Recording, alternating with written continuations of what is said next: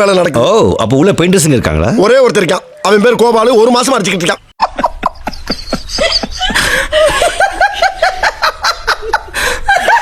மாப்பிள, இவன் தான் எங்கேயோ செமத்தியா வாங்கியிருக்கான். இங்க வந்து வேற எவனோ வாங்கின மாதிரி அவுத்துறான் பாத்தியா? ஹாப்பி ரோஸ் டே பேபி, ஹாப்பி டெடி டே baby, happy chocolate day baby. நீங்கள் அழைக்கும் நபர் வேறொரு நபருடன் பேசிக் கொண்டு உள்ளார். நீங்கள் காத்திருக்கலாம் அல்லது சிறிது நேரம் கழித்து பின்னர் அழைக்கலாம்.